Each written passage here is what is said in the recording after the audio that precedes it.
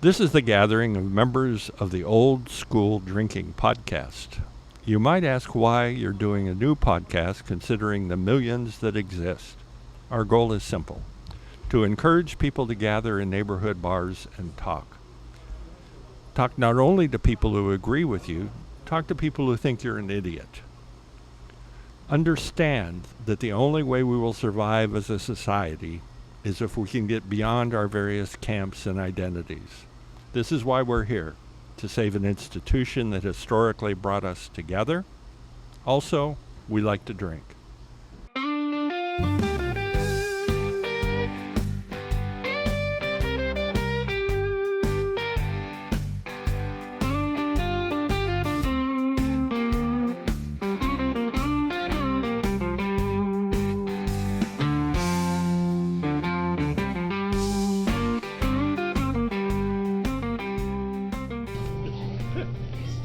You just want to do that countdown thing, don't you? Of course I do.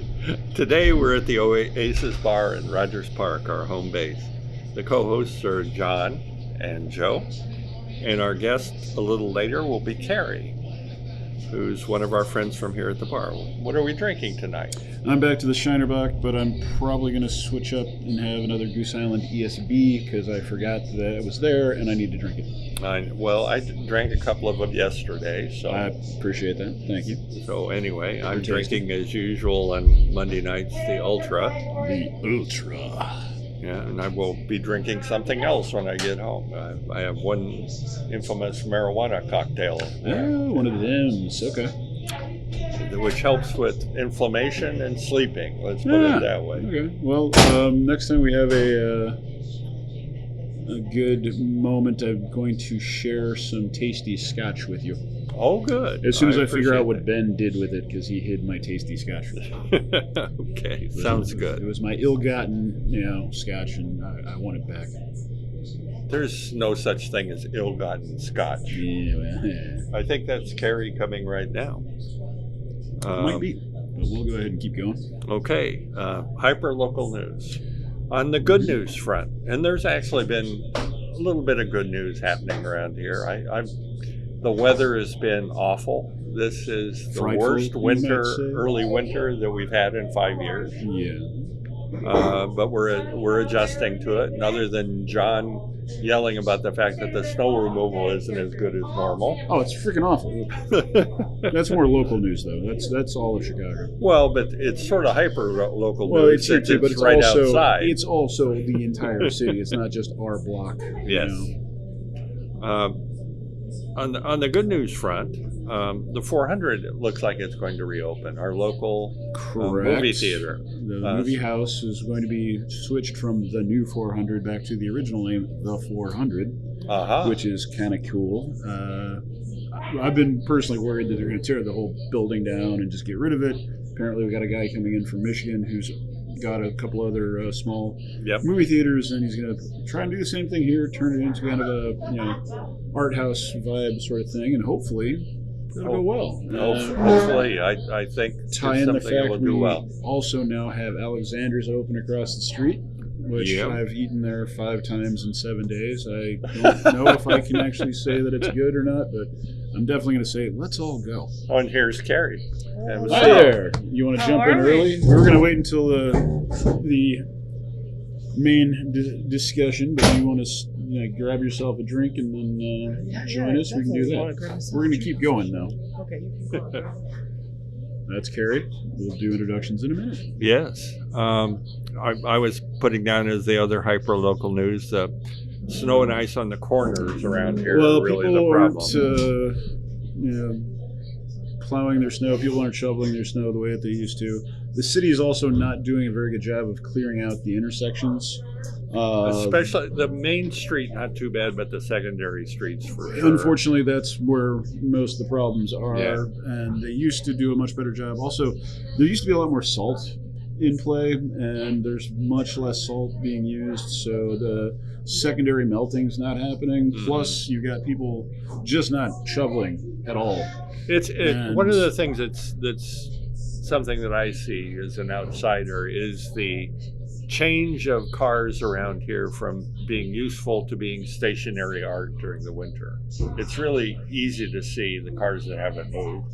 Yeah, they have like a foot of snow on them, and you snow also see all the around ones them. that are actually pulling in and out, and why we still play dibs from time to time. Well, and that's the other thing. To get the cars out after the road is plowed, you have to do a significant amount of shoveling. Really. Oh yeah.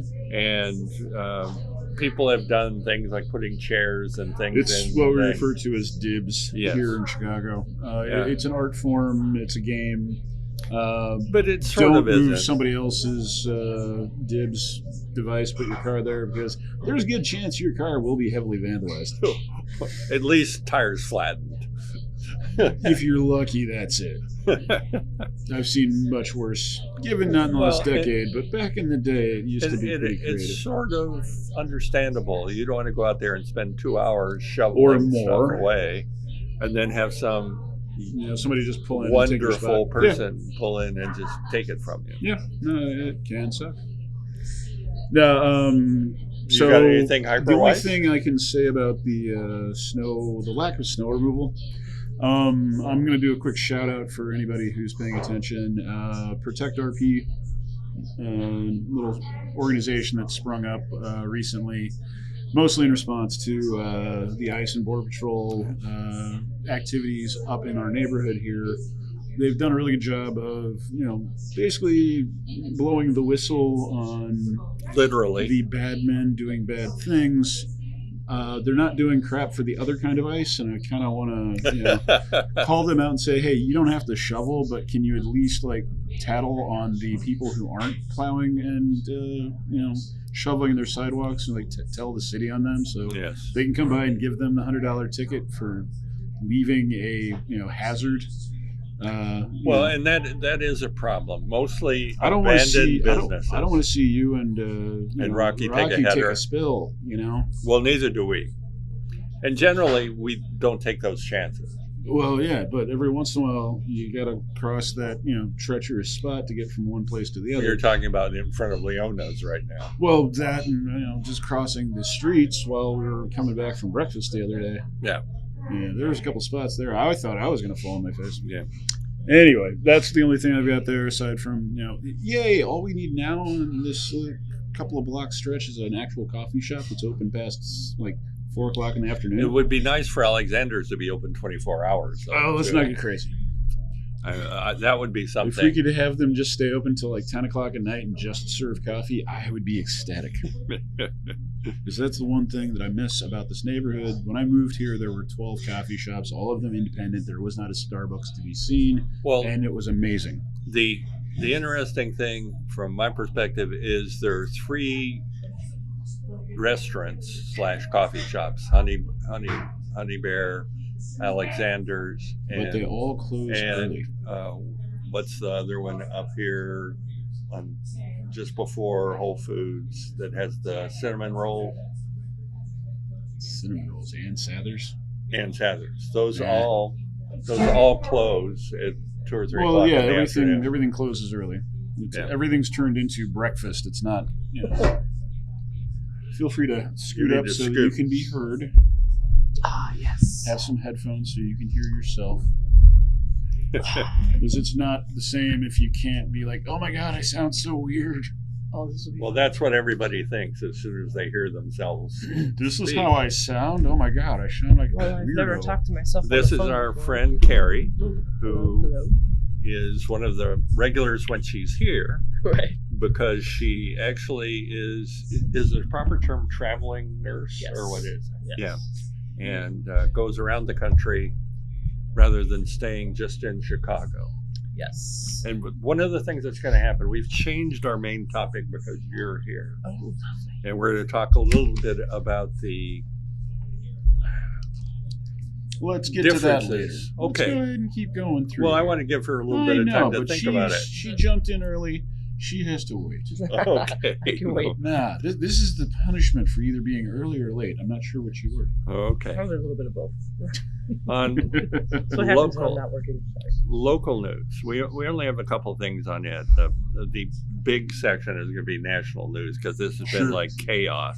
Not that there hasn't been plenty of crap going on, but lead us off. The first is I saw something and you had a question about this. Yeah. Did you look that up? No, Okay. I would yield to the fact that you are probably correct. It is mostly middle and high school. I would say just high school for the most part, but there was something saying that only 25% of CPS, Chicago Public Schools, students go to neighborhood schools. They almost all move all over the place. Oh, wow. You know, and this is a big deal for the school district because every time a high school that has 100 people in it, and they want to close it, there's immediate holy cats, I went there, I want my kids to go there sort of thing going on. And this was a real surprise to me when they said that. And Not only that, but the people that have to go there now will have to go elsewhere. And well, the problem with the schools that only have 100 students is the programs are significantly reduced. You don't have the quality, you don't have the advanced placement classes. You don't have a lot of the arts and things like that because there aren't enough students to support. Right. And even with that, the thing that was said in another article is those schools that have reduced attendance, the cost per student is like $50,000 a year because they're paying so many teachers to teach very small classes in the school. So it's a conundrum that the school district has that because the mayor is in charge of the schools, it's something that I really believe they should stop immediately and put an elected school board in. It's a massive political issue. You know, 50 people will come to a meeting and start screaming, and the elder person and the mayor immediately crap their pants more than anything else. Not realizing that no matter what you do, you're going to have somebody come in and scream at you. So They have no solution. It has a solution.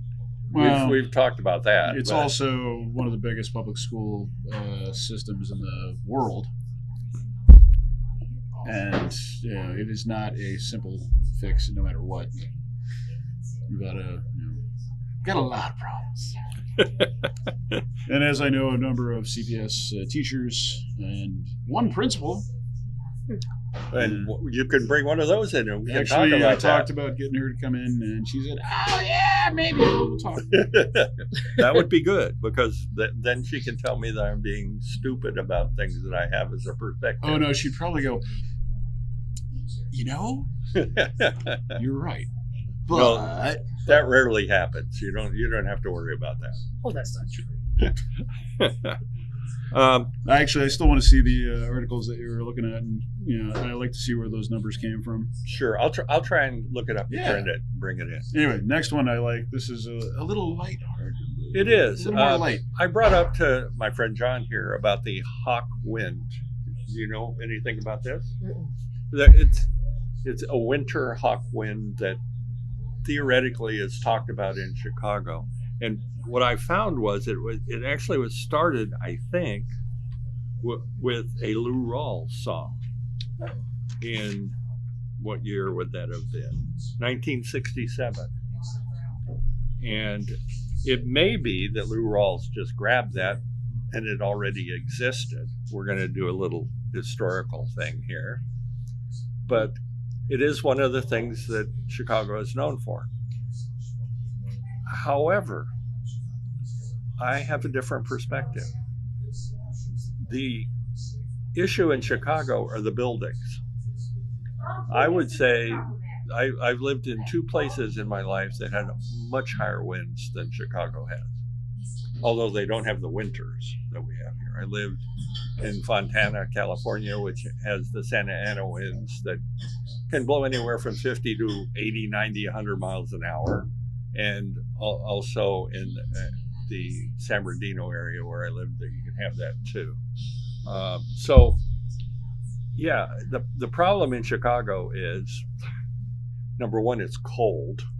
So a 20-mile-an-hour wind is really bad. Frigid. It can be, especially when you get in between the buildings and the 20-mile-an-hour wind turns into a gust of 50 to 60 miles an hour. Right. And knocks then skinny you put the people ice on on their top of asses. that. Exactly. And you go sliding. Yeah. one of the interesting things I've had happen to me is on this corner here, on the corner of Sheridan and Pratt. It's one of the bad spots. I was on this side of the street, and the wind was blowing 30 miles an hour from the lake. And you cross to the other side, and it's blowing the same speed from the other direction. So we've always thought that the thing that separates Chicago, as far as I'm concerned, is microclimates. You can walk 2 blocks, and it can be a completely different situation. Yeah, most of that's the lake, but Yeah. So the lake and the buildings. Honestly, my favorite spot, not downtown for the crazy wind, is Sheridan, Broadway, and Devon. That corner right there. There's just a bunch of even taller than here buildings. Right. And I've actually seen small people get picked up, float a little bit in the air, and then go boom right in the middle of the street. Ex-girlfriend of mine once was trying to cross the street in the middle of the night to come to my apartment. Couldn't get across the street because she kept getting blown down. So she ended up just grabbing onto a streetlight and holding on until some nice guy picked her up, carried her to the Dunkin' Donuts where she got on a payphone because it was this long ago. Called me. I had to put my clothes on, not realizing that she was planning on coming over because it was 1 o'clock in the morning. So I wake up, go over, get her, bring her back to my house, and she's just in tears because she's been bounced around, completely beaten by just the weather. What was the last big snowstorm we had? Was it 2011? Was that it? What was the big one? Snowpocalypse? Yeah. 10? That was probably 2011.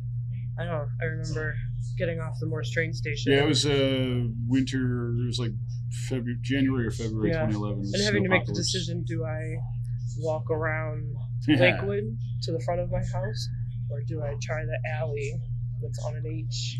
And I made the wrong decision going through the alley because the gusts were drifting the snow so poorly that I had to backtrack then and go all the way around. Couldn't get the gate open, had to jump over it. Was the snow at least up that you could kind of climb up the drift? You had to pack it a little bit because it was, But then walking down Morris Avenue from the train to Lakewood and having that just like it describes with the hot claws of ice. Yeah. It's just pummeling you as you walk. Miserable. And that's what I remember about visiting Chicago. I came here once for a show or something. Yeah. And we were downtown, and this is when I was living in Oregon. I lived in Ontario, Oregon. And we got done with what we were doing, and we decided we were going to go to the big city restaurant of Lowry's when it existed. And it was 3 blocks away. And we all said, let's just walk in the middle of the winter with heavy winds and everything else. That was probably one of the coldest things I've ever done because we weren't even dressed for it either. It was bad.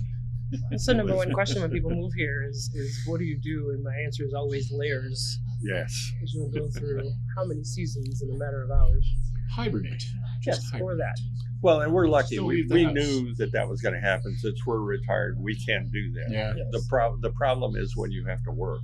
Yeah, again, layers. Yeah. Because at some point you're going to need to pull a few off.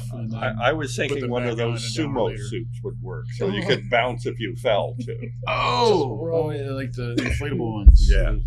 Well, why weren't there more sumos at the ice protests? Definitely picked the wrong career, though, because we don't get snow days in Mason.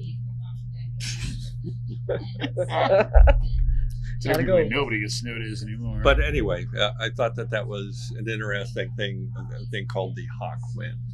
And I assume it's worse in certain areas, is what you're saying. Absolutely. Some places it's not bad at all.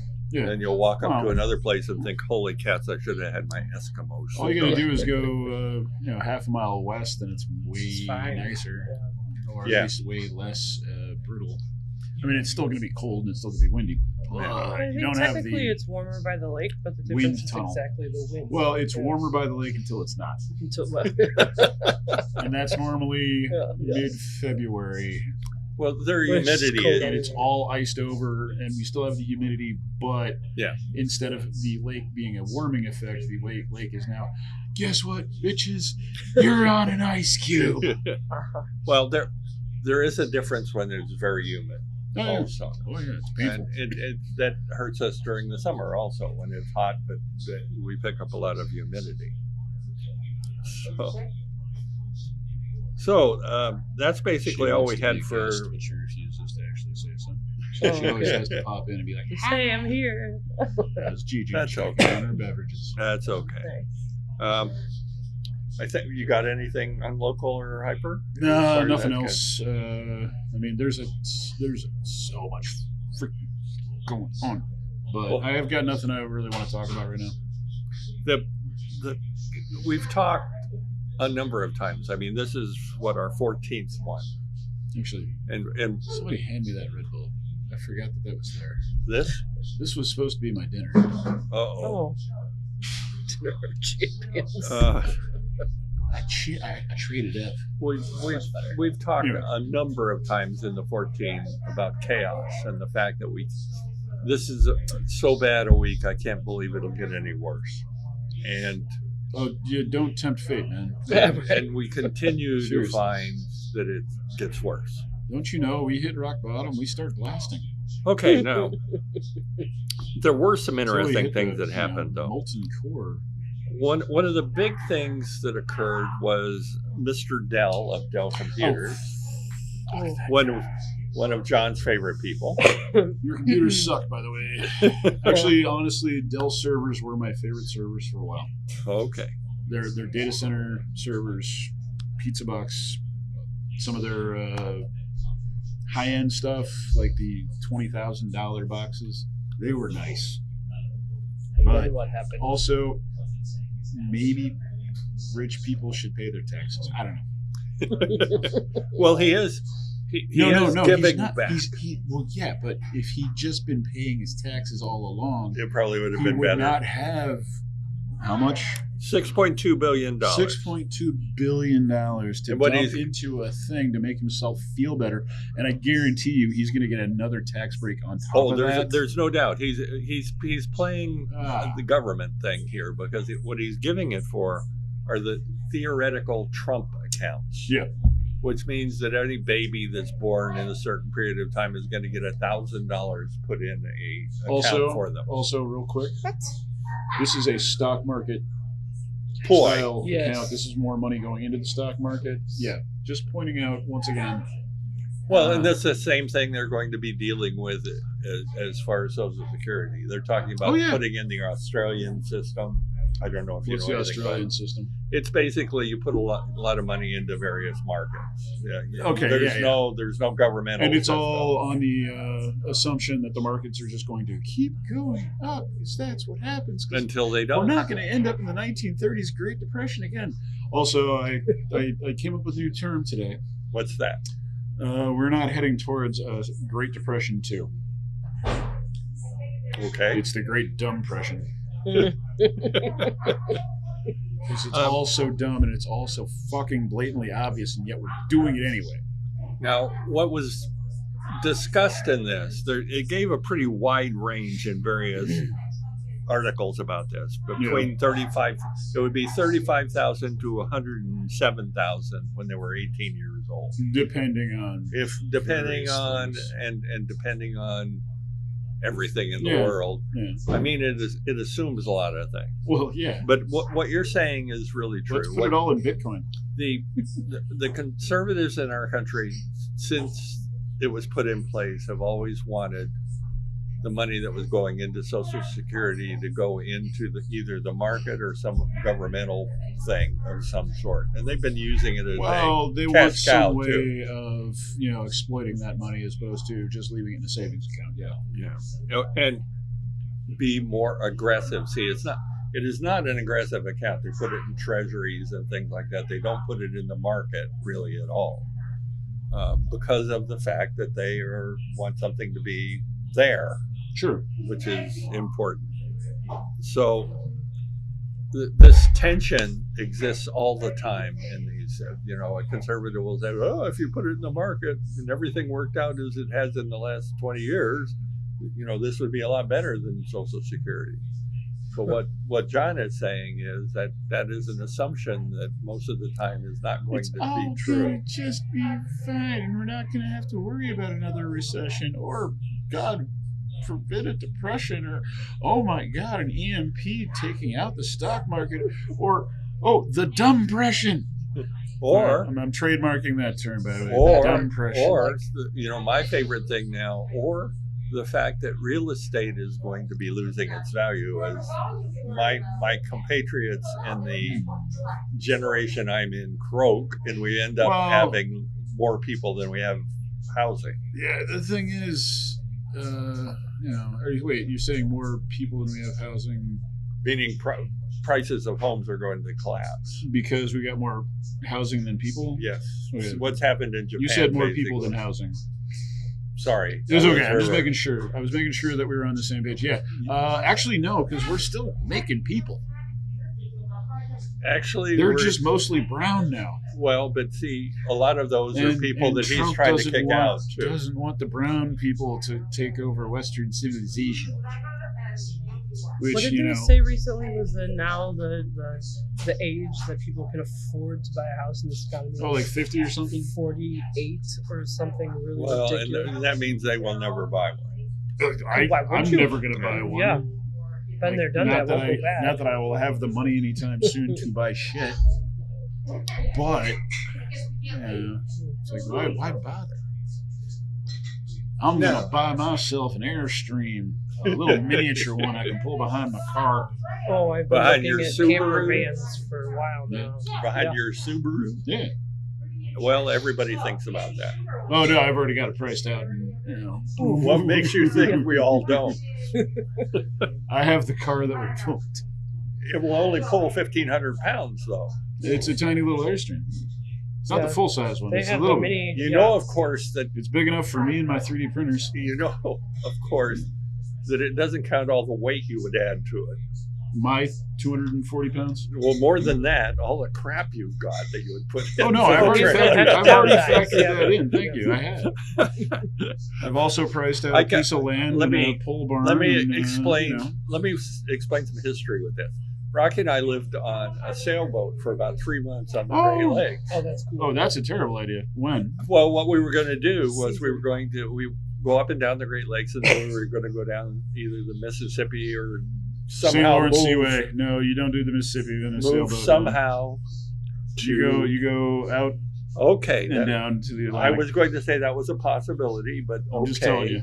But what the point was, it was a boat that was not conducive to it because it couldn't carry the weight. And as we would plop along, sailing or motoring, are you saying the scuppers were so low that the water would slosh in from the lake through the scuppers? Are you saying your wife is fat? No, I'm saying that we bought a boat that didn't have much weight carrying. And we did. How big was this boat? 24 feet. Oh God, no! Jesus, forget that. No, we were young, and we spent a lot of time looking at one another's butts. Because there wasn't any headroom. So I'm assuming that was okay, though. After a while, it gets old. Well, that's why you only lasted 3 months. But anyway, a 24-footer, one person can do that. What I'm saying is, you always underestimate the amount of weight you put in things like that. When you start adding water and food and all the crap you put in it. Yeah, no, that all goes in the car. Okay. I've lived out of my car before. I know how this works. Okay. I did like 10 months. I don't know how we got on this correction. Well, so this is what we do. We just sit here and riff. This is what our podcast is. I've lived out of my car for the last 2 months. Well, yeah, but you normally have like a place to go shower to. Yeah, it's called Planet Fitness. Or truck stops. Truck stops. Or you learn to do it in other ways. Oh, you're not even doing the hotel thing? You're just like sleeping at the hospital? Do you know how expensive Connecticut is? Yeah. Oh my God, I can't afford that. Okay, but I'm assuming you're sleeping in the hospital. No. No, I sleep in my car. You're crazy. Okay.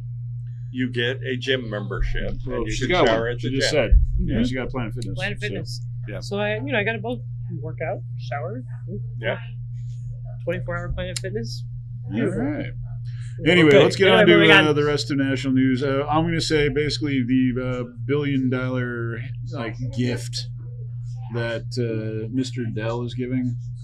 One more reason why we need to just start mulching all the billionaires.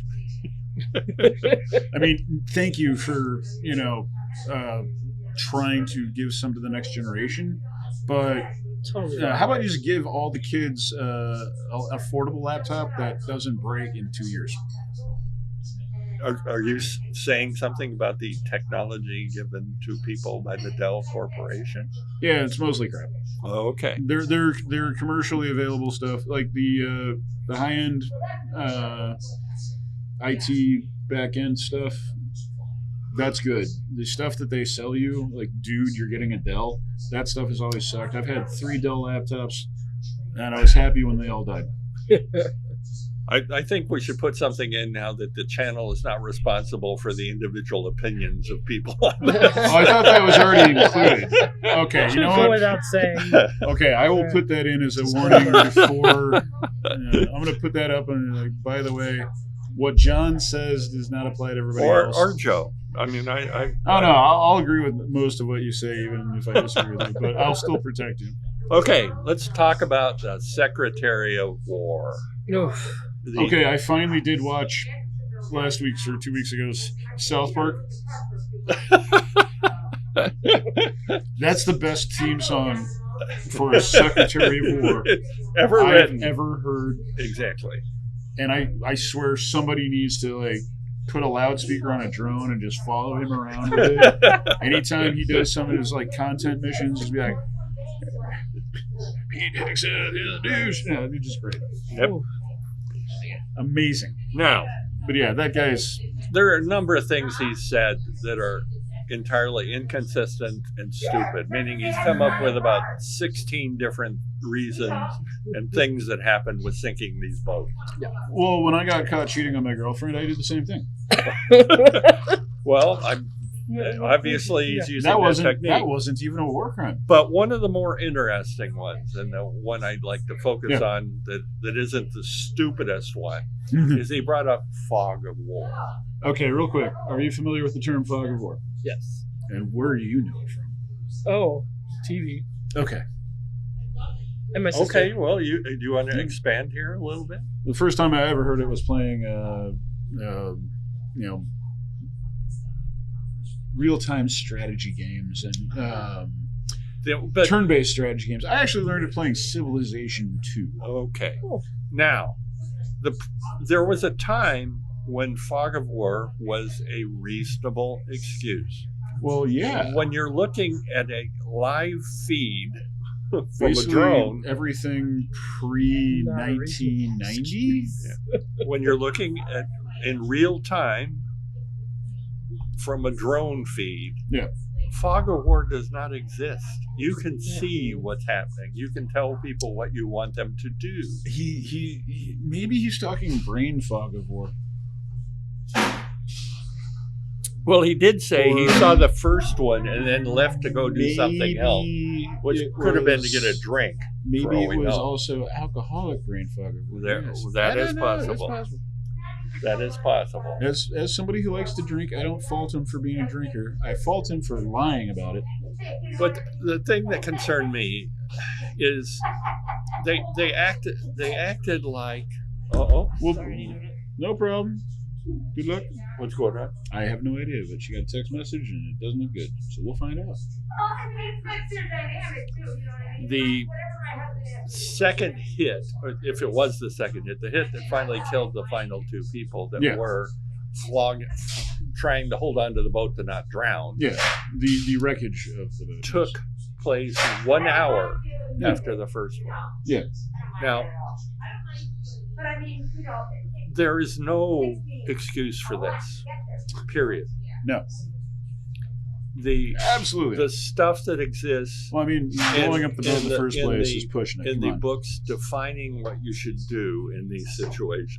Yeah. Published by our the forces regulations that the Navy is supposed to be following. Uses the example of people in the water clinging to wreckage as the example of you have to pick them up and help them. Yeah. Not blow them up. Right. So all of the stuff that revolves around the boat sinking, that revolves around the thing that happened when they brought up the fact that you have the right to not obey illegal wars, is stuff that you go through in basic training in the military. Everyone knows that there are orders. If someone tells you to go shoot a bunch of women and children sitting over there, that is a war crime, and you have the right to say no. Yeah. Between Nuremberg and Korea and Vietnam, we kind of covered all that, and by the time we got into the Middle East the first and second time, people were warned, and people have been prosecuted for doing things that they were told not to do. And as it should be, because you have to be able to make those sorts of decisions. It is not something that's difficult as far as I'm concerned. You okay? I'm sorry. I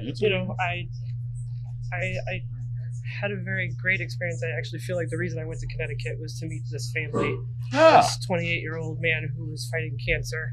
And I hate social media because I just found out via Instagram that he passed away on Saturday. Oh, no, we're sorry.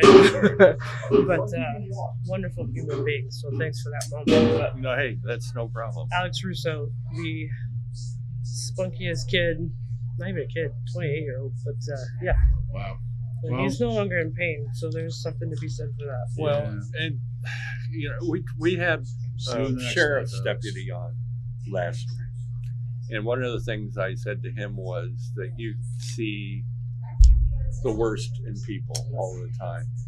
And in a lot of cases, it's sort of a modification for you as a nurse or a doctor. You see the most heartbreaking stuff that can exist.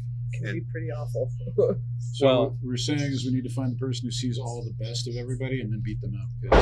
Because they're hogging all the good stuff. Because they're hogging all the good stuff. Yeah, he got to go home and he got to die at home, and that's at least huge. Positive. That's positive. Huge. That's what he wanted. So, the South Park mantra song about Apex theft is not harsh enough as far as I'm concerned. No, but as long as it follows him for the rest of his life, I'll feel like a little bit of justice has been served. A little bit. He is. Yeah, there's another couple of stories what's going on in the military that I don't have the full information on, so I'm not going to even talk about it. Okay. But this is stupid. It is chaos. It is a 12-year-old running the Department of Defense or the Department of War. Yeah, which also, let's go spend $1 billion coming up with new stationery because you want to be a tough guy.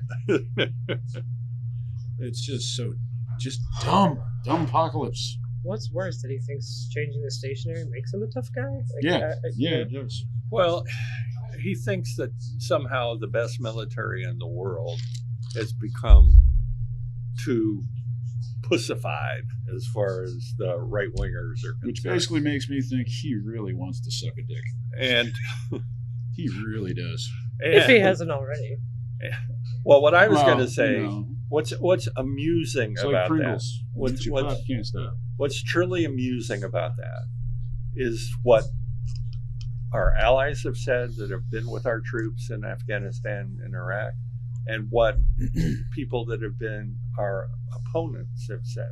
The British, for example, have said, if you call for help, you pray it as Americans they were going to come. Well, it used to be. Well, it still is. Wow. I mean, considering they pulled out of the, intelligence sharing. Well, intelligence sharing is another. I'm talking about the day-to-day guys that are pushing bullets around. Okay. Anyway. And the fear that our opponents felt when they had American Marines charging at them. Sure.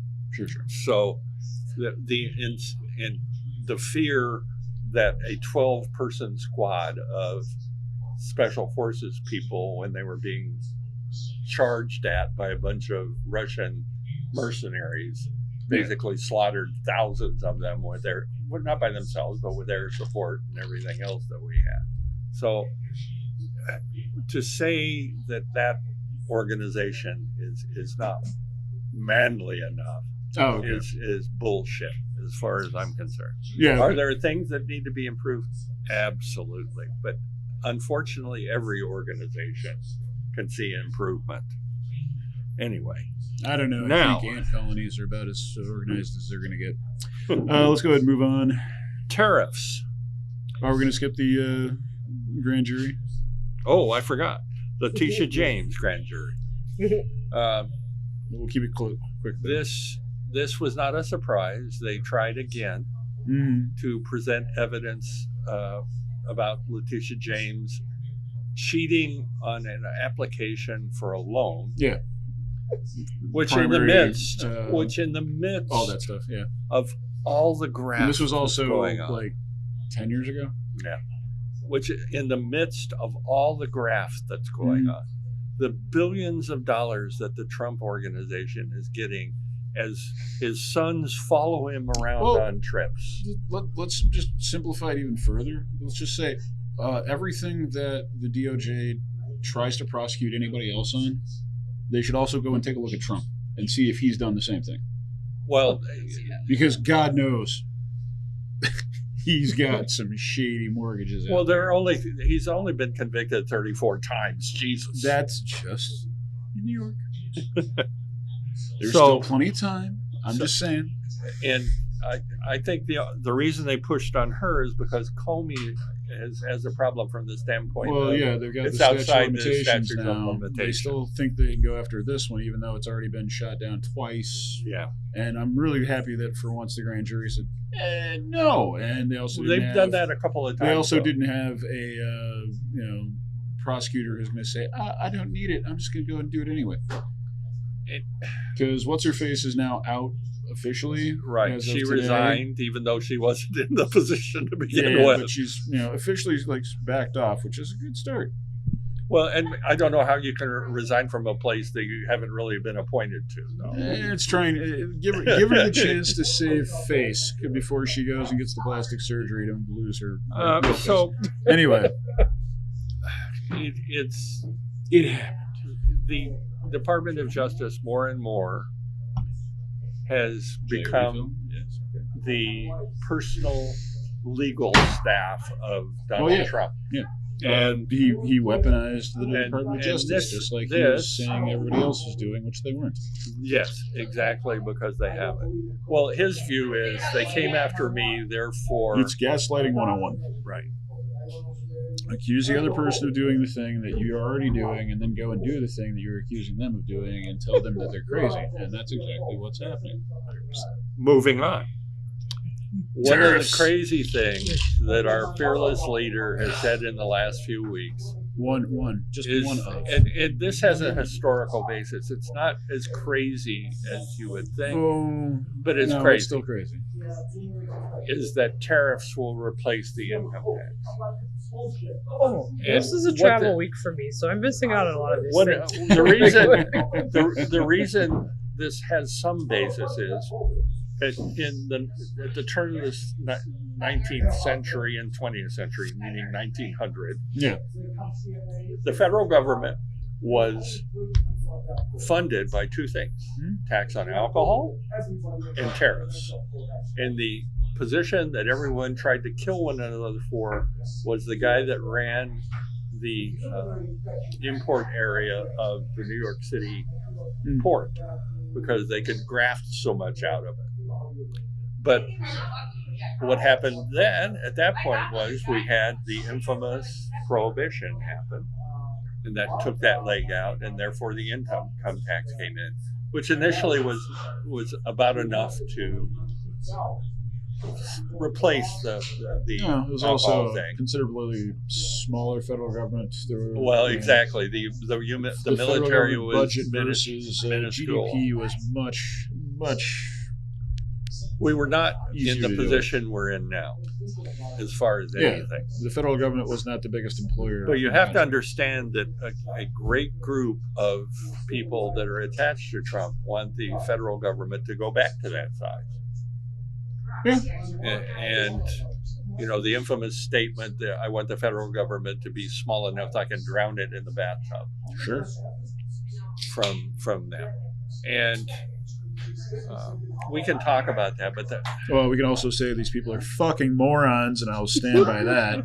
Well, they are because of one simple fact, and this is a libertarian. Start your tab, or yes, please. As a libertarian at one stage, the problem you have with this discussion is this. A libertarian would say you don't need a lot of the federal government because you as an individual have the right to sue. If Dow Chemical poisons a stream that's going through your property, all you do is you go down and you hire George, the local lawyer, sure, and you go to court against Dow that will bring in 30 lawyers, sure, 52 experts and everything else, and it's gonna work out for you. No, there's no problem, because I'm gonna lose because they're gonna be better. The federal government, in a lot of ways, is in place to protect people from large size organizations, corporations, or whatever. Just the handful of super rich assholes who want to run everything, who are trying to kill the government. Exactly. But my point is, that what these people want won't work, and for 99.9% of us will be a disaster because we will in effect become an a la carte game. We'll officially become one as opposed to the effective one that we were a corporate oligarchy. Let's go ahead and move on to the next bit, and we can wrap this section up. We'll take a quick break. Okay, there's a jump back in. There's a big thing going on now with the Somali community in Minnesota. Yes. Now, what it's about is the paycheck protection thing that took place during COVID. Yeah. It is interesting to me that the Department of Justice would focus on a large community of Black immigrants in Minnesota as the area that we're going to really attack this at. This surprises you? It does not at all. Okay. Just making sure. I'm being sarcastic. Just making sure. I'm being sarcastic as hell. Because everyone here knows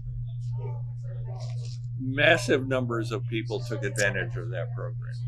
And I will guarantee you that larger corporations were much more involved in the graft and everything that went on than these people. Does that mean that you couldn't go around Chicago and find the small businesses that had taken advantage of this and rack up $1 billion pretty quick? Yeah, you can. Or anywhere. 200,000 here. Or you could go down to Dallas, Texas, or Montgomery, Birmingham, Alabama, or something like that, and find the same thing. But what we're focusing on here is a community of people that have a different religion, are a different color, and we're trying to make a point rather than dispense justice. So again, do I have a problem with the Department of Justice going after people? No. But go after the big guys. Don't go after a bunch of immigrants in a community like that. Why wouldn't you go for the low-hanging fruit every time? Why not just go and punch down constantly? Because why don't you go and kick the smallest kid in the playground and take his milk money? Because they don't give what me kind of a they don't bully give me are money. you? They don't give me money. What kind of bully are you? They don't give me money. Those guys that did the really big work, they got the money. They've got money. Well, I'm just saying we're also basically being run by the schoolyard bully, and it's time for somebody to Well, one of the things I was bloody their nose. It's unfortunately the only way that I can think to do that is not working out so well for the kid who. He's going to be on death row soon. I want to get some people from a lot of white girls. Yeah. I want to get some people from the military academy Trump went to. Get some information on what kind of bully he was there, because I will guarantee you that's where he learned it. Oh, absolutely. That and his father. Yeah. Sure. That and his father. Well, and his lawyer, who was his father's lawyer. And, no, the old guy. It was Cohen. No, the other guy. The guy that taught him. Not Cohen, it was the other guy. The guy who was like a Richard Nixon. He's got a tattoo of Richard Nixon on him. That guy. The guy that he inherited I know from who his you mean, father. but actually he grew up with Cohen. Cohen was the person that was his lawyer for a long time in New York City, and he was the guy that was on the Un-American commissions and everything like that. Cohen? I thought there was another guy. No. Whatever. Anyway, we'll have to confirm that. Okay, let's do now the for shout some out joy. real quick, and then we're going to take a break. We're gonna have here Normally, we try an old school drinking salute. We try to do a bar story, but we're skipping the bar story this week. Okay. So we're all going to raise our glasses, or we can hand salute. Here's to the drunk raccoon. The drunk raccoon. Who broke into was it just a liquor store? It's a liquor store in Virginia. Virginia? Okay. Virginia. Drunken Virginian. And was found passed out on the bathroom floor. Doing what a raccoon should do. It's fantastic. And I saw some video that may or may not be real. It might have been AI. I can't tell half the time. But, if it was the raccoon just batting around a bottle and spilling it out, and just it's the feel-good story we need right now. Okay? when you walk into a work and the place is trash, and you're like, "What the hell happened?" And you find a passed-out raccoon, not dead, just passed out in the bathroom, full of booze. That's like we should all aspire to be that raccoon. What we do at various times, although I usually don't pass out on the bathroom. Just make it home first. Make it to the bed. Well, also don't tend to break in and just go to town. Well, hey, actually, we should talk to Ben. We want to do. Can we replicate a party? The raccoon party? A raccoon party. We'll provide the bottles to break. I will buy whoever's tab comes to the Christmas party at the Oasis dressed as a raccoon. Yes. Yes. Okay. Anyway, we're going to take a break. That's. Or do you want to just keep going? Now. I'm just thinking how long it would take me to 3D print a good raccoon costume. Also, since the Christmas party is free. Yes, I was waiting for someone to bring that up, but yes. Well, actually, have you been to a Christmas party here yet? Oh yeah. Okay, just making sure. Lots of people show up that I've never seen. Oh yes. Yes, but us old timers. Yes, we take over. Yeah. That's why we get here early. You new kids on the block.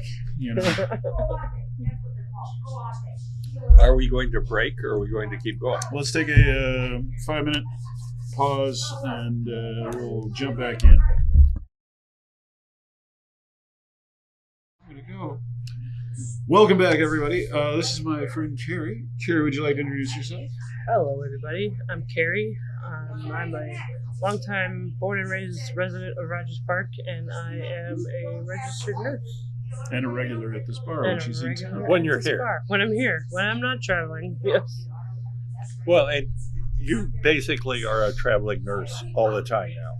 Yes. Yeah. Sometimes I take local contracts so I can be close to home. Sometimes I go far away, which I just came back from Connecticut. We talked a little bit about this, so I'm not throwing it at her from a cold standpoint. We were going to talk about a bunch of stuff because there's been so much crap going on. But since you were here, I thought it would be better to talk about American medicine. And specifically, one of the things you hear when people want to disparage single payer plans, especially Canada, things like that, Socialized healthcare is that everybody comes to America because our system is so much better. And, my view is pretty simple. Yeah, if you've got enough money and can go to the proper hospital, if you can go to Johns Hopkins or go to the Mayo, or, there are other really good hospitals. There's more than two. Or even if you live in an area where such hospitals exist. Exactly. In Chicago, you can pick and choose. Yes. So there's a possibility of that. But for most people in this country, the medical system has some problems, I think. That's putting it mildly. Yes. So, and just you can just wail away. Yeah, I mean, I've told you a number of stories. First one that hits home for me is my dad. My dad was a battalion chief for Chicago Fire Department for a number of years, forced into early retirement in 2007 for a disease called multifocal muscle neuropathy, which nobody knows anything about it. It's so rare. There's no research. It hasn't changed online in 10 years that I've been looking. And they say it's hereditary, but he is one of 12 children and the only one with it. Mm-hmm. And if he had not had the job that he had and didn't have a pension and insurance, he would not be with us today. There are things like that. How many rural areas I've worked in as a travel nurse, where I work in this big level 1 trauma hospital that deals with, strokes and heart attacks and all of those things. And people are being transferred to us from rural hospitals that, don't have the ability. So when you're sitting at home and you're having heartburn or you're having stroke symptoms and you call 911 and you're brought to your local hospital, and this local hospital is not able to deal with those things or properly treat you, so then they have to airlift you or bus you to another hospital even further away in order to get you treatment. And we all know time is money when it comes to strokes and heart attacks and things like that. And it's really crazy. It's crazy to think about. Well, I think they're taking care of that with what's going on with the ACA being chopped up and everything else. Most of the hospitals you're talking about are probably closed down now anyway. No. Are no, they under they're threat? not. Some of them might be, but yeah. Like even in Rockford, Illinois. I worked at Mercy Health in Rockford, right off the highway, big beautiful building, Javon Bay, rich guy, whatever. But they have other hospitals in that area that are not equipped to deal with stroke patients, and so they get transferred there. They may be able to give you a CT and verify that indeed you're having a stroke, but if you need treatment and good quality treatment that will increase your quality of life post-stroke or anything like that, or heart attack, then you need to go to a different hospital. Yeah. And that exists just 90 miles from Chicago. Yeah. And there are many examples throughout the country in other areas that I've worked, Connecticut also, where that is true. They have these little hospitals. Maybe they only have an ER, or maybe, and if you come in 50 beds. Yeah. And if you come in with any serious problem, they are putting you on a life flight, or they're putting you in an ambulance, and they are bringing you to, a level 1 trauma center that, may not be very close to where you live. Well, this is interesting to me as someone not in the medical thing, because I think things have gotten much more specialized than years and years ago. Yeah. Meaning, an ER any place should be able to handle stuff like a heart attack or stroke. They can triage you, and they can. Yeah, the ER can, but continuing treatment past, you're still alive. You've got past the, you're on the verge of death, but now you've got to still have. Well, and all the rest of the care. My dad, so many health problems, I guess, but he, had a heart attack in April, and my mother, who's a former nurse, didn't call 911, didn't give him aspirin, drove him past one level 1 trauma center to another level 1 trauma center, And the excuse was that she thought that St. Francis had gotten rid of their cardiology problem. Well, yes, they don't do heart surgeries anymore, but they are still equipped with a cath lab that could. But so I think that is the biggest problem in this country. And when I was in nursing school and I went to my community health clinical, I remember sitting there super bored and thinking this is the most ridiculous thing in the world, and how unbelievably wrong and misguided I was. Because if we had more community health centers and more resources for people to learn about, diets that were cardiac healthy, ways to control diabetes without being on medication, just so many things. And then our immigrant population who are afraid to reach out for resources that do exist, that are our constant revolving door in these hospitals and taking up beds for the same issues. Because they wait until it's really critical to even come in. Yep. And it's amazing to hear, and it's amazing to see some of the misconceptions. And you're talking to family members and patients when they're admitted to the hospital and how they're dealing with these chronic conditions, and they're not. Yeah. And they don't have resources, or if they know of resources, they're afraid to go out and use them, especially in today's climate. I worked in Arizona for a long time, and I worked in a very big, right off an Indian reservation, and we used to get people flighted to us from the Indian reservation, where someone with a blood sugar of 700 is walking around happy, and then the minute you put them down to 150, 200 in a somewhat normal range, they feel like crap because they live in this 700 range, and it's very dangerous. And this is why they, it's wild. It really, really is wild. So community health is the way to go, and I don't know that even Canada has gotten that correct. Well, no, I would say that there's no perfect system.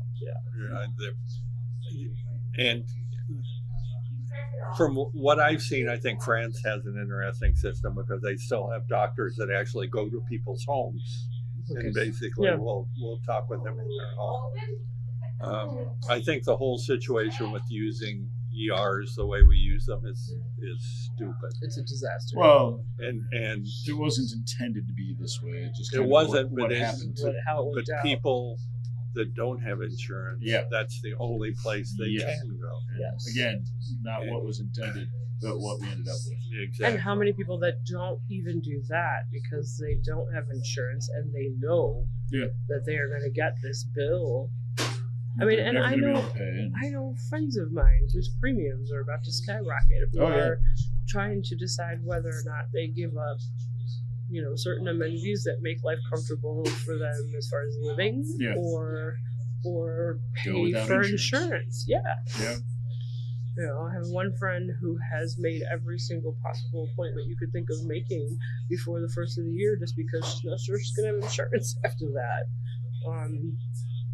It's really, really messed up.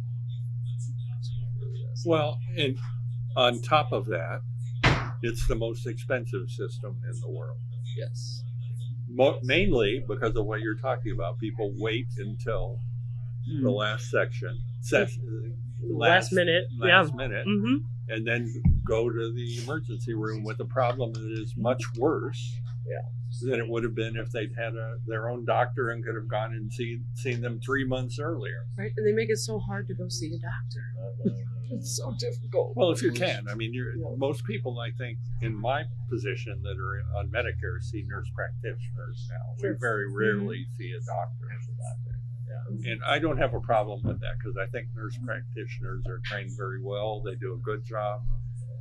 But it's sort of what's going on in various quadrants of medicine now. And I think it goes both ways. I mean, you have some doctors that are great and some that aren't. You have some nurse practitioners that are great and some that aren't. I mean, it's just kind of, But, feeding off of that is, again, with community health and knowledge, is that we as non-medical professionals don't have the ability. I think about Michelle, and sometimes she'll say something to me about her health and her treatment, and I'll go, I want to talk to this person. I don't like that. We don't know what to question. Health is scary. Health is it's a lot. and we don't know what to question. And when we have a provider, whether it's a nurse practitioner or a doctor, we're ingrained in some ways to just trust what they say and not ask questions. And providers are inherently terrible at communication, and there are some good ones out there, but as a whole, the system is designed where see as many people as possible, and you spend more time looking at a person's chart than you do actually talking to a person, and that's not the way it should be. I think my grandfather was a doctor, but he probably went to medical school in 1920, maybe a little earlier than that, before there was anything such as tests. Are they still doing the open surgeries? Probably. There were lots of things they were still doing, I think, at that point. And I didn't know him until late 50s, early 60s, somewhere around in there, to the point that I would remember anything. But at that stage, he was a strange person at that point, because he had the period of time where he would have made the most money was during the Depression. Sure. And it was offset by the fact that he put himself through medical school playing in a jazz band. Oh, cool. But the point was, medical school could be paid for by working in a jazz band. And one of the problems I have as a society, we could solve a lot of problems by helping both nurses and doctors with the fact that they should not have loans. They should have their education paid for. Because all that does is cause more costs down the line. Well, and this whole nurses are no longer professional things. A lot of us are walking around and making jokes out of it. A doctor asked me something in Connecticut the other day. I looked at him, and I got to know him, so it was a joke. But I looked at him and I said, "Oh, I'm sorry, I can't do that for you. I'm no longer professional." But, that's true, but it also, I think about how I can help people and how I can further my career and help more people. Going back to school, teaching. When I went to nursing school, it was competitive. Your GPA mattered, your testing scores mattered. Now, when I went to nursing schools did not advertise. You went to them, you did your research, you found your schools. Now, you see advertisements for nursing schools. People are begging you to come. My school that I went to is closed. They're gone. And I think that speaks volumes to the fact that we are not going to have enough nurses to deal with what's coming. And and none of us now can go back to school because we don't want to drown in more debt. And what's that going to look like? Especially with now you can't even get loans. Right. Really. Right. Because that's literally where you're not a professional. That's where it comes into play. So, we're already short. And I'd like to point out too, one of the Illinois senators had made a push to mandate ratios for patients. How many nurses or patients? Duckworth? It wasn't Duckworth. So then it had to be Durbin. It was Durbin, but there was another lady. And I forget her name. But yes, there are two of them, and they're arguing with some of the hospital administrators and CEOs. And one of the CEOs said, "Well, there's a nursing shortage," and she said, "Bullshit. There's not a nursing shortage. There are 1 million licensed nurses in this country that do not work as nurses because of how we're treated, because of the pay, because of the dangers. It is dangerous for me to work in an ICU and have 4 patients. It is dangerous for me to work on a cardiac floor and have 5 or more patients. It's dangerous for me to work and have appropriate nurse to patient ratios, but have no CNA or patient care tech help. It's not just dangerous for me and my license, it's dangerous for the patients. And we don't do it because, and then we're ingrained to say, okay, well, we're going to gut through this. We're going to gut through it. And then, I struggle because I want to gut through it for the patient, but at the same time, I will stand my ground and I will not. I have refused on multiple occasions to take that sixth patient, to take that seventh patient, to take that fourth patient, depending on what capacity I'm working, because it's not safe and we have to start standing up for ourselves. Otherwise, it's never going to change. And people will die, and nurses will lose their license.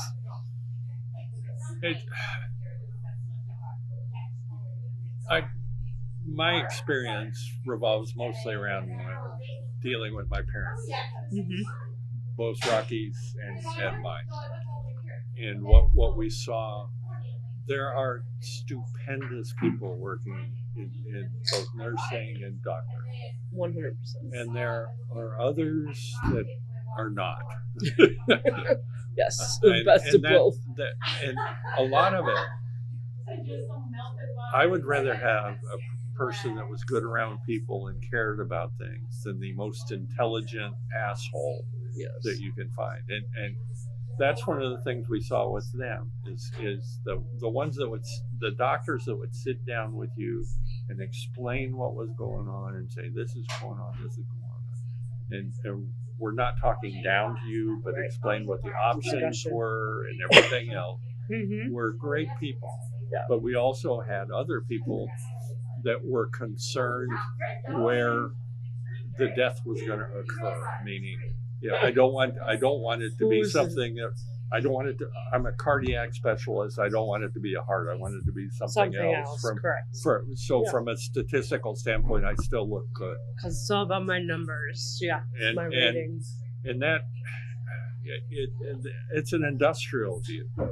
Oh, yeah. Really, and we have a tendency to try and use statistics and improperly, even in industry, let alone in this case.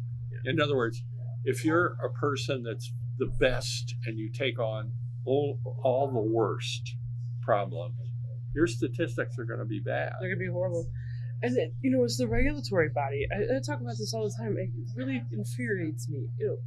We refer to patients in a hospital as guests. You are not a guest. You did not choose to have a heart attack and come to this hospital. You are not a guest. You are a patient. And then you'll walk into a room and you'll have this card sitting on your tray table that's filled out by EVS, which is Environmental Services, people that clean the room and empty garbages, and they'll say, I am your, like a hotel maid, and it's just like, which doesn't work out very well anyway, because they don't have enough of those people. No, they don't. Either. I love it when you walk out of a COVID room and you go to sanitize your hands and it's empty because no one's filled it in days. It happens. Like that, and then the rooms in hospitals are questionable a lot of times. Most of the time. And it's not. Again, it's because they're profit-making institutions. You can say that they're nonprofits and all that kind of stuff, but they don't survive if they don't make a certain amount of money. Right. But that's an interesting point too, because if I give you a Tylenol, which theoretically should cost you like nothing, right? Yeah. It's going to cost you an astronomical amount of money in a hospital. $50. You could go and buy, 3 bottles of Tylenol at CVS for the amount that you're going to pay for this Tylenol that I'm giving you right now. Yeah. That's a problem too. But the regulatory body for nursing and doctors, hospitals, whatever it be, it's all focused on how I feel as a patient leaving. Was the doctor nice? Did the nurse talk to me? Was it, I understand that some of that has to exist. I get it. It's a business, whatever. I get it. But I also understand that if you left there with the proper diagnosis and the proper care, getting better, with education and information provided to you that will help you if you choose to follow it, which is another separate issue. Yeah. If you choose to follow it, will help you deter or prevent further issues moving forward, then theoretically you should be satisfied. But nobody ever is, because my lunch was cold and there was dust on my table and I rang the buzzer and no one came. And no one came. Yes. I pressed this button and I got a nurse instead of morphine. What the hell? Oh. Yes.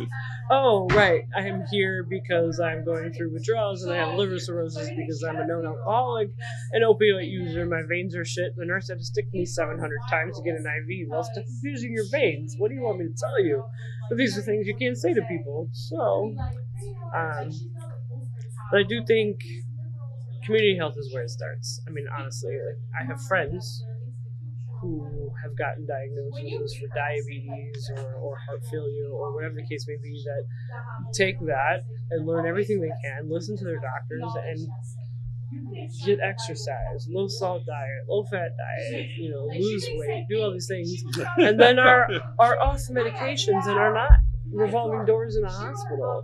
And I get that's no fun. I get it, but it's changing lifestyle is hard. But we have to start with community health. We have to start with education, and it has to start way earlier than when we're in our 30s and 40s and have these issues. Well, and your health is attached to a lot of things, to how you use your body, to the fact that you're in a position that you can only buy certain kinds of food. Highly processed food. The poorer you are, the worse your diet it's going to be. Exactly right. All of these things are well and good. How the system right now is a system that tries to deal with disease rather than trying to have preventative stuff. Yeah. And I grew up in an HMO, which is unusual because I was in an HMO in 1952. There was Kaiser when it was only Kaiser Healthcare for the people that worked at Kaiser Steel, the shipyards, and Kaiser Aluminum. Okay. And it was a great system. It was stupendous from the standpoint of they were very hot. You would go in and they would do all sorts of tests on you. Yeah. As a preventative thing. They would tell you if something's wrong, come in. Don't wait. Don't wait. Come in. And the whole point was not letting things get bad. Yeah. Which is exactly the opposite of the way our system works.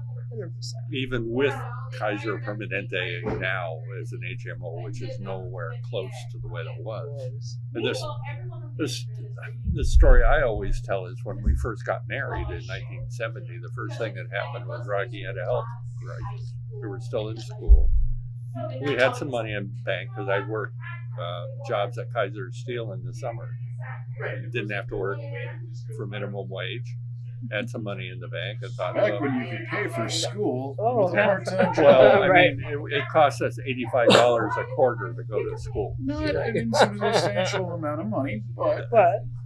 And so we went to the local regular hospital because that's where Rocky went to, which was St. Bernardine's in San Bernardino, and went through the surgeon came in and said, okay, you're students, so I'm going to be a nice guy. I'm only going to charge you $3,000 for an exploratory. This was in 1970. And I'm going to need an assistant that is going to cost you $1,500 and $1,000 the anesthesiologist. And you're going to need this and this and this for the room for to be in. And we were going through all sorts of... It's a luxury car and a down payment and a house. It is. Yeah. It is. Yeah. So that's what people are you have to make a decision between owning a house and paying for healthcare. Living. This is where we are. So what had happened though was as soon as we got married, I had Kaiser still because I was a student and I could be attached to my parents' stuff. So I tried to get Rocky on it at that point, but she hadn't been accepted. So we're in the midst of all this rigmarole with this, and I got something saying she's been accepted. Nice. So we went to the Kaiser Hospital in Fontana, the one that I went to as soon as they closed the hospital. That was actually in the steel mill. That's where the hospital was originally. Sierra and Fontana, and Went in and the surgeon talked to her and he said, okay, this is what's going on. You could do an exploratory. You shouldn't. You don't have to. This is what's going on. Blah blah blah. And he said, doesn't matter to me. I get paid the same whether I cut on you or don't. Mm-hmm. Oh, well. As it should be. Well. And we went through it. He did the exploratory, and he found out that the person that had done her appendicitis problem had nicked a nerve and caused a blockage in her intestine, basically, when it comes down to it. And she still, to this day, every once in a while has to deal with that. Not too badly, but still. So we went through this. He came in and said, this is what's going on. There's not really too much we can do about it, but it's not a real problem. You're just going to have pain every once in a while. Yeah, still. And so he said, okay. So we got the bill for it. And it was like $1.84 for the whole thing. And what that was for meals. She had to pay 25 cents for each meal or something. That's reasonable. Okay. Yeah, sure. But see, there was a reticence in Fontana. There was this really good system that was there. But if I talked to my next door neighbor and I said, look, this is a stupendous system. They do preventative stuff. They're really good at that. If you have a problem, you can feel comfortable with going in. If there's just a minor problem, it doesn't matter. Yeah. And you don't have to go to the ER. You actually are going to go in and see somebody. Doc, yeah. Yeah. So it's a really good system. And I was saying, well, I can't pick my doctor though, which is, from my standpoint, I understand that a little bit. I get it too. Yeah. But if the trade-off is going to see a doctor, yours or or going and sitting in the ER for 6 hours, and then getting admitted to a hallway before a room is available, if you're lucky. My mother, we would take her in when she was having problems, and she was lucky if she spent any less than 18 hours in the emergency room, and then finally got a bed. Because the point is, the hospitals are trying to keep the beds full too. Oh, for sure. But the other problem too is that people go to, and like a story just popped into my head about my cousin. People go to the ER for things they don't need to go to the ER for. Yeah. My cousin's son was playing baseball, and he got a broken nose from baseball. You do not need to go to an ER for a broken nose from a baseball. You can go unless to an certain things are now. present. You can go to an urgent care. What if he's got a concussion? Then, if you have a son that's playing baseball, you should probably be well read on what concussion protocol is. But, if you're not, that's fine. But if you go, someone had told him that he could go to an ER and that they would be able to see a plastic surgeon, and I laughed. And I'm like, so we're congesting ERs now because we're worried about what his face looks like. He plays baseball and got a broken nose. He's a kid. It'll be fine. Chick stick skies, man. But no, most hospitals do not have. Actually, no hospital that I know of has a plastic surgeon on call. No, that is something where you go and you get a referral to go somewhere else for the plastic surgeon. It was like that on TV. Oh, sure. Yeah, Grey's Anatomy. How about it?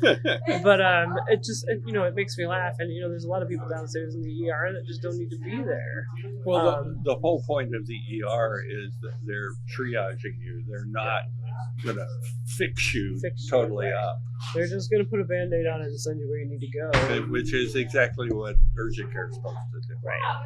And I think, urgent cares were made to, alleviate some of the stress of the ERs, but they're so bogged down, too, that I just don't think it's working the way maybe people intended. I don't know. But well, and they're also, the example of her getting splashed with the bleach.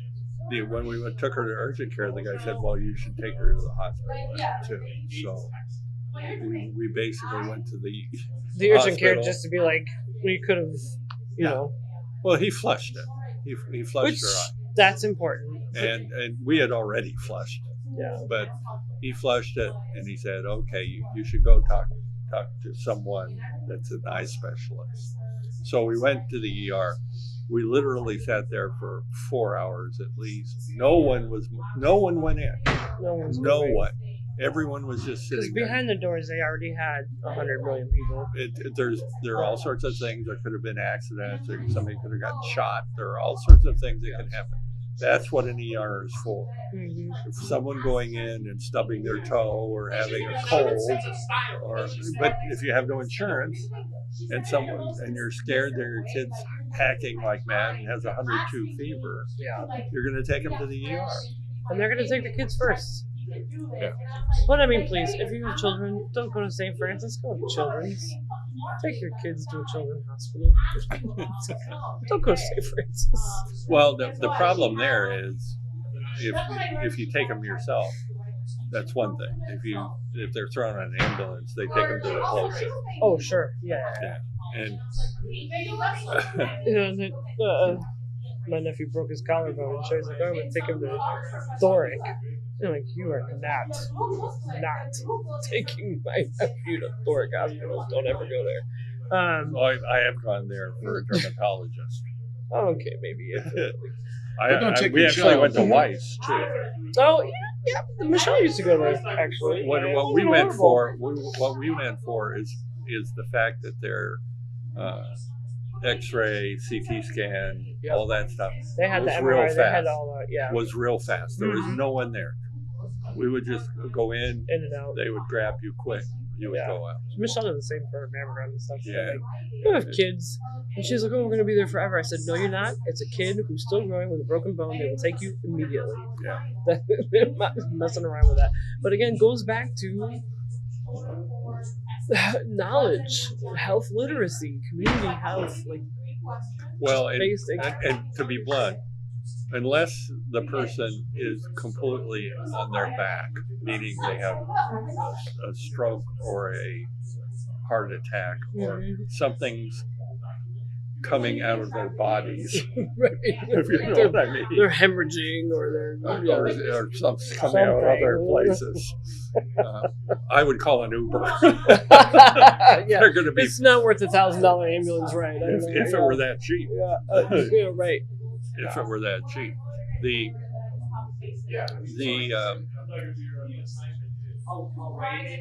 time it takes for an ambulance to get you is really pretty bad. It is bad. Yeah, I mean, and grain of salt with that too, because if your husband or wife or whoever's having a heart attack, you don't want to drive them because you're worried you're gonna maybe get an accident, you're maybe gonna whatever, and let's say God forbid something happens while you're in the car. What are you gonna do? Pull over and waste more time giving CPR and let the professionals handle it. Someone's having a heart attack, call 911. But a broken bone or something along those lines, as long as the person is alert and talking and regardless of pain, yes, put them in the car and go to the hospital. But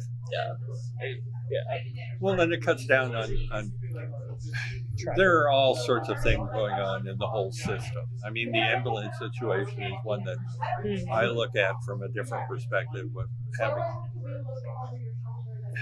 what's happened, and your father was in the fire department. With building codes and a lot of things that's going on, fires don't happen as much as they used to. Correct.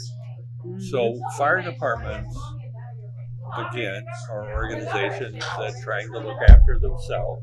I understand that totally.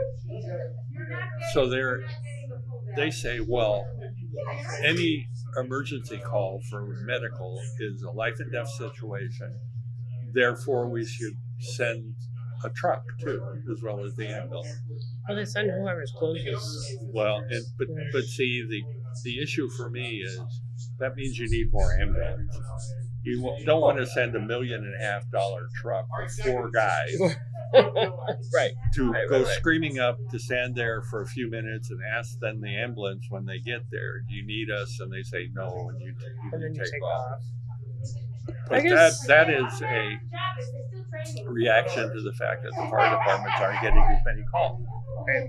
And their answer to that is, well, we need more engines rather than, hey, we should get more ambulances, because that's the problem. Most of the calls are medical. Are now medical. Yeah.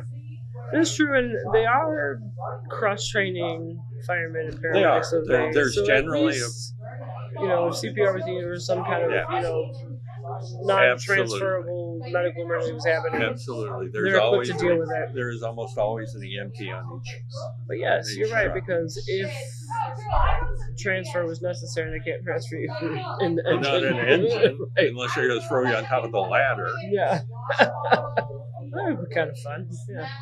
Yeah. I mean, if you in a world that said, okay, you're really going to do this, then design the engine so you can do that. Sure. Yes. You know, Why rather not? than okay, we're going to show up and we'll try and stabilize you, but in most cases we just stare at you. I mean, her mother broke her hip. Bad, painful as hell. So bad. She went down on our kitchen in California, which is a tile floor. And the fire truck got there first, which in that area is understandable because what happened in our area was the ambulances basically sat in between Desert Hot Springs and Palm Springs, which meant that they were probably 6 miles away. And the truck was like quarter mile away. We'll get there first. Yeah. So they got there and they just stood around. Yeah, what are you gonna? We can't do anything with that. So the ambulance came. They said, "Do you need us?" I mean, she weighed about 85 pounds. No, we don't need her. We don't need you. But see, that's a critical thing too. That's not something to not think about. Yeah. If you're in that position, one of the things the dispatchers have to do is say, "Okay, what does a person weigh?" Yeah, because sometimes you need 2 ambulances because you need 4 guys. Exactly. Or Yeah. you need the truck then. You need the 4 guys to help at that point. So there are all sorts of things I think that you could do, but everyone is so entrenched at that point. You know, why don't we have more nurses? Why don't we have more doctors? Why do we import nurses from the Philippines?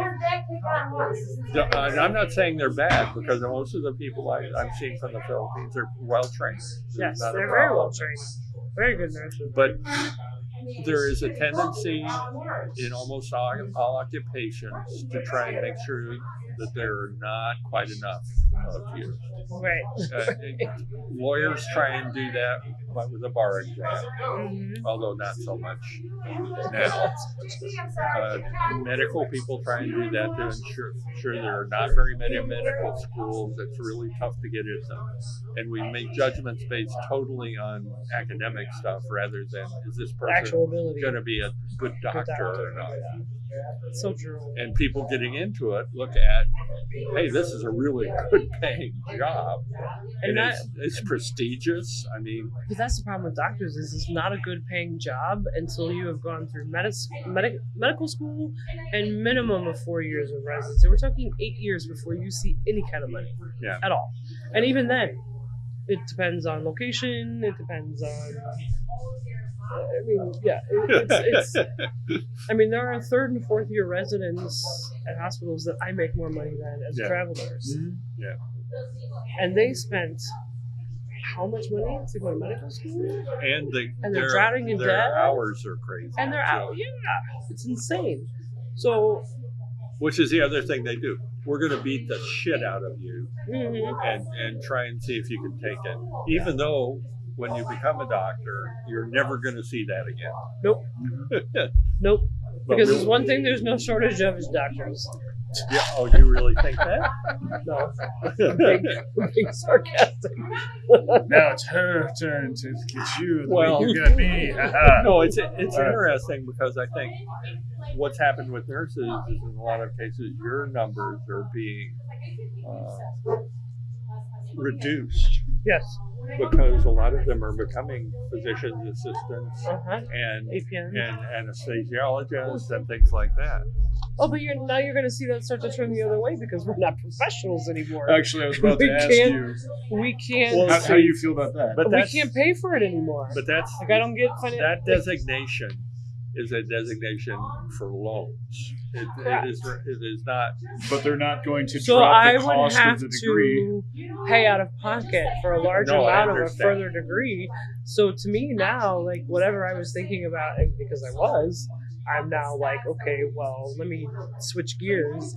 And, I was kind of hoping that maybe I would, once my lease is up and I move back into the attic of my parents' house, that I get a local job and maybe start fishing around for schools and getting a higher degree where I can, maybe get away from the bedside that's so stressful. And now it's like, well, that's going to be dependent on how much money I would be available to me because I don't want to swim in loans for the rest of my life.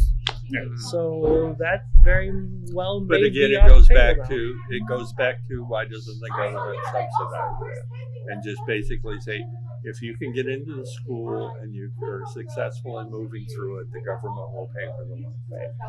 And now you're going to have the opposite problem too. Like, so when I went to nursing school originally, it was so competitive and whatever, and then it went to the point where like schools are closing and anybody can go to nursing school, and now it's going to get back to that where it's so competitive. It's going to be hard to get in because only people that go are the people that can actually afford to pay. Well, it's okay because we're going to have Tesla branded robots doing most of your work in the near future. Right.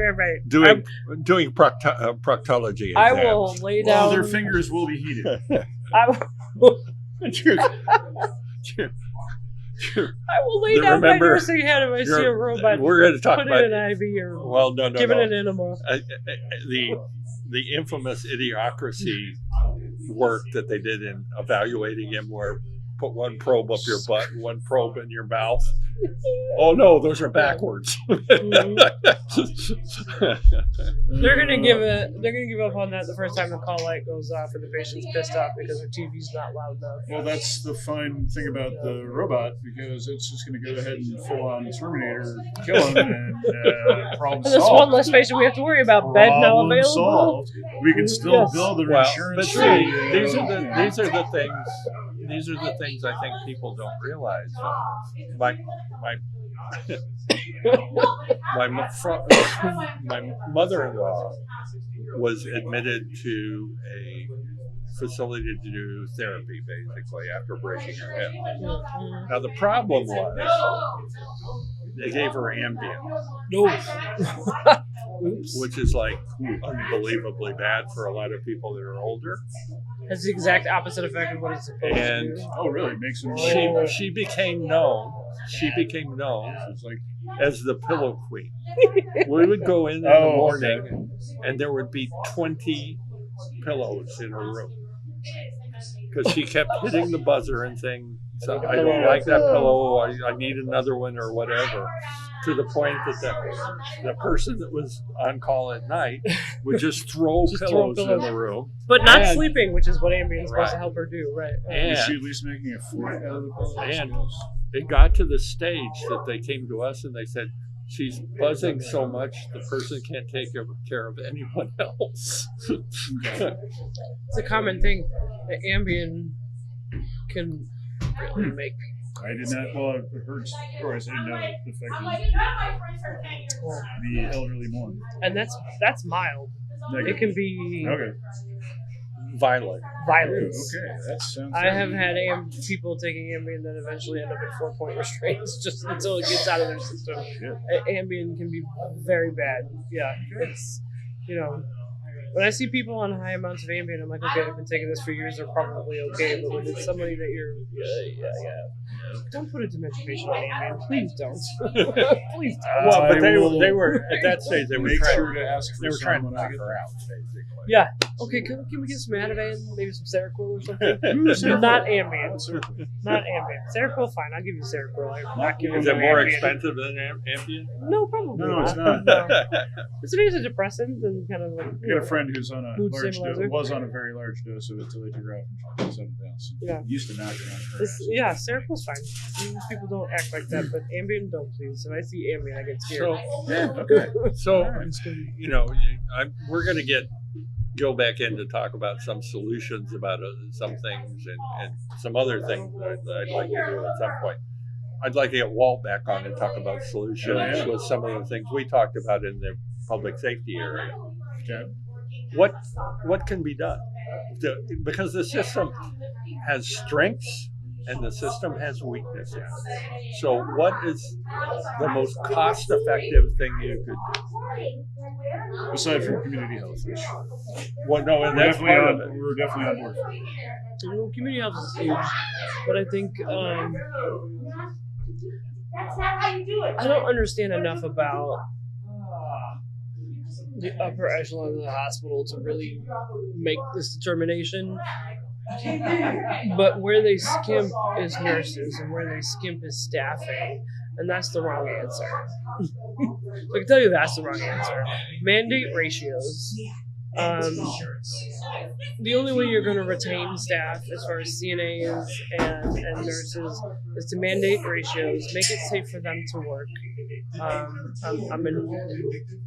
I'm encouraged by a lot of hospitals these days are implementing a lot of things that are keeping us safer as far as violence in the hospital is concerned. That's huge. I think little things like that. But the biggest thing right now is they've got to mandate safe patient ratios. And this depends on discipline. They have to do that. Those people are not going to keep getting to work and getting beat up and missing things and people getting sicker because we're so busy. Eventually, I mean, it does take a toll. I think it starts there. But as far as take away this 8-figure CEO salaries. Look, are you an American? Absolutely. Apparently. That's okay. I could be on. Is that how much are they making that kind of money in these systems? Yeah. Yeah, absolutely. Absolutely. Yeah. Yeah. Yes. And you can't afford a guy with a mop. No. Right. Yes, you can't afford the 7th nurse. And so this that, is also why our costs are as high as they are. I mean, they're going to be high anyway, but. So I think a CEO. Well, our results are not what they should be if we had the best system in the world. No. Now, our health disparities. We have the best available care. I don't do not have the best if you can system. afford it. System as a whole. See, there's a combinational thing. I agree totally with you. You've got to have a food system that delivers good food to everybody. Well, I mean, if you look at, we are lucky here. We have a lot of choices. Yeah. But if you live in Detroit, you don't, or in some small city in the middle of nowhere, actually, or even just the south side of Chicago. There are plenty of places in Chicago itself on the south and west side. Yeah. There are no choices except for you got White Castle and whatever corner store. Taco Bell. Not even. Just Right. White Castle and the corner store, which is a knockoff settlement. So those are the people that are going to come in. But we got that. Yeah. We got, what else? We got to feed our people. We got to educate our people. We got to take care of our people. Feed, educate, spend the money in the right places. One of the things that we don't even include in our brains when we talk about medicine is psychological stuff. Oh God, Speak for yourself, don't man. even get me started. Well, and part of the problems you're talking about, the problems with violence Yes. and things like that revolve around addiction, revolve around mental health issues, revolve around things that a stronger mental health system would be able to address. Yep. We won't even talk about how that exists. All of this is also seemingly very much tied to poverty. Funny. It's totally. Just in general. Yeah. Absolutely. All right. We are butting up against the closing time. Not just because the headphones went flying off my head, but the national anthem is playing, and that was very dramatic. I know. I hope it looks good on camera. I apologize. We're gonna have to wrap this one up. My last little bit of humor I want to inject into this conversation. Injecting here, that's okay. This came up in my head earlier when you kept saying traveling nurses, and it's like for whatever reason it popped into my head the traveling Wilburys. So what I need you to do is get a hold of a couple of other Nurse Carries, so you can be the traveling Nurse Carries. Oh. And start a band. Can I end with the fact that in Connecticut they had me training this girl? She'd been out of nursing to raise kids and came back. Okay. Well, Japanese lady named Oki. We went into a patient's room one day, and she goes, "Your name's Carrie?" And I said, "Yeah." She's like, "So who's this?" I'm like, "That's Oki. I'm training." She goes, "Karaoke." And I had not put that together. It was great. It was hilarious. So yes, we can get some traveling carries, some karaoke's. Some traveling Nurse Carries. Yeah. Not quite the traveling will varies, but the traveling Nurse Carries. It's the same number of syllables. I think it flows. I think It works. All right. I'll be your sound engineer because it's the only thing I'm good at, aside from the occasional, snipe. But anyway, Thank you very much, Carrie. thank you for joining us. I'm sorry I missed half of the conversation because I kept being pulled away by the bar owner. We got to start doing this at a different bar. Just move around. Yeah. Well, we're going to do that's that. actually the plan. Specifically one that you don't work at. Well, yeah. Yeah. So I can't work here anymore. Generally? Well, I'm happy to. Yeah. Anyway. Yeah. That's a tough Welcome back. Day. Thank you. It's good to be back. It's always glad for you to be here. I Are you going to could take run one off here? on this. Huh? Are you going to take the next one here, or are you going someplace The else? next one's in Iowa, but it's close enough. Oh, It's whereabouts? Iowa City. Okay. Friday, Saturday, Sunday contract, so theoretically be home Monday through Thursday. Oh, that's So- not bad. That's good. Yeah. I would Whether say You're go going to say hi to move people into for your me. parents' home then? Yeah, after? when my lease is up in May, Okay. and I mean, the whole time I was in Connecticut, I'm like, Jesus Christ, If you need how much money for rent? If you need a hand moving, let us know. I sure will. I'm going I'll let to Joe try know. to little by little move small stuff, but then the bigger stuff. Well, I'm not going to live big stuff. Definitely hiring someone for that because neither am I. So yeah, we're on the same page there. Yeah. Right now, I'm just trying to. I spent an hour scrubbing my stove today from the grease that was left there by a certain somebody, Oh, your house I can- guest? and I'm going to have to we scrub finally some more. Sort of We subletter? finally attacked our oven the other day. And Oh my sprayed. god! I was like, I attacked the glass first because I thought Wow. that's easiest to get to. It. Let me see how this stuff worked, and it didn't work at all. I mean, it was terrible because it was pitted. is what yeah. the Oh problem is. yeah. So I said, "Well, I'm going to try it on the metal portions." I spray it on the metal portions, and it works great, But not on the not yeah. on the glass. I am certainly going to have to maybe go out tomorrow and buy some degreaser. Well, you don't have to do that. I'll bring Mm. a thing out for you. I've Good got of you for trying to help somebody else, but no good deed goes unpunished. Hey, well, you know what? The place did not burn down, so I will Well, take that. there's a lot to be said for that. Yes. The place did not burn down, and my plant is still alive. So Oh, excellent. Anyway, Frank is alive and well. so we appreciate it. We'll have to have you come back to talk about something that's not medical. Or you can just come back for the news section and you can I would love share to. your thoughts. Now that I'm not traveling anymore, I can watch more. Well, it's not MSNBC anymore. It's MS MS Now.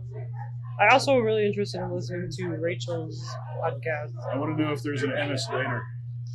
Keep you Okay, posted on that one. so thanks Like and everybody. subscribe and all that crap. Yeah, we keep forgetting about that, Oh no, I always say it, but I don't say it seriously. or we say it always at the end rather than in the beginning. Yeah, because we're not money grubbing little bitches. Well, there's We're that. doing this for the love of Because we spreading love opinion. We need to talk about some procedural things here too. Do we need to do it on camera? No. Okay. Thanks, guys. I need to.